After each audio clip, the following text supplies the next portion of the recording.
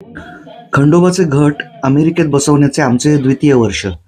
6 दिवस कुलस्वामी खंडेरायाचा षडरात्रोत्सव साजरा करून आज आम्ही घट उत्थापन केले आणि चंपाषष्ठी साजरी केली. सकाळीच देवपूजा करून देव्हारा पूर्वव्रत मांडून कुलदेवांना दवणा वाहिला.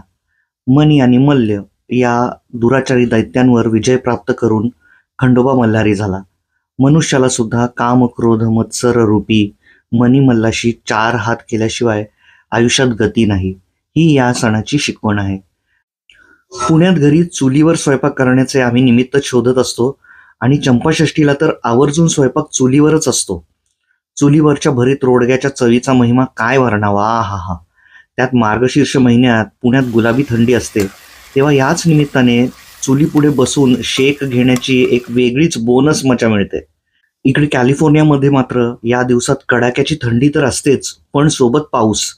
पण गेले 2-3 दिवस सूर्यनारायण प्रसन्न आहेत आणि पाऊसही नाही. मग चूल पेटवण्याची संधी चुकून चालणार नाही. उर्दूत म्हणतात तसं मौका भी आणि विशेष म्हणजे सालाबाद दस्तूर भी.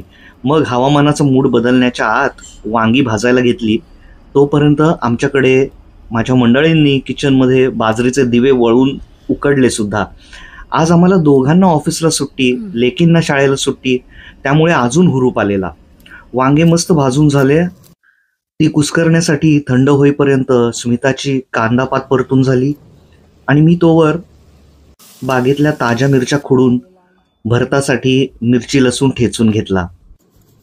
आजच्या नैवेद्य आणि प्रसादात बाजरीचे, कांदापात आणि वांग्याचे विशेष महत्त्व आहे. चुलीवर वांगे मस्त खरपूस भाजून होतात, त्यामुळे छान खरपूस चव सुद्धा येते. त्याची साल ही अलगद सुटते. थोडीफार चिटकून राहिली तरी मस्त स्मोकी फ्लेवर अजून एनहान्स होतो त्या भाजीचा. चुलीवरच्या खिरीची चव पण जबरीच लागते. खंडोबाची प्रिय असते म्हणून कधीही कडेपठारला जाताना सुद्धा मी आवर्जून सोबत खीर नेतो. यावर्षीच्या चंपाषष्ठीच्या नैवेद्याचं वैशिष्ट्य असं आमच्या घरी की बायकोने याआधी कधीच भाकरी थापल्या नव्हत्या, परंतु पहिल्याच प्रयत्नात इतकं घवघवीत यश मिळणार हे ठाऊक असतं तर मग चुलीच्या हारावरच भाकरी भाजल्या असत्या. आमच्या सुगरणीचं कौतुक करावं तेवढं थोडं. पैकीच्या पैकी गुण. मग नैवेद्य भरून घेतले, बाजरीचे दिवे पाजळून आरती केली सहकुटुंब आम्ही, आणि पावसाचे सुद्धा धन्यवाद केले की आजचा दिवस मनसोक्त एन्जॉय करता आला. संध्याकाळी दिवटी पाजळून लेकींना सोबत घेऊन तळी भरली.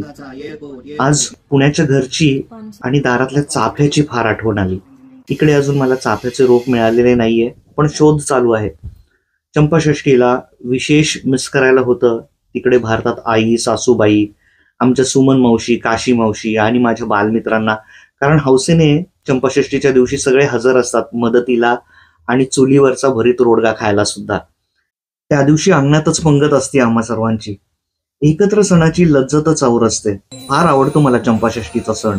बोला येळकोट येळकोट, जय मल्हार.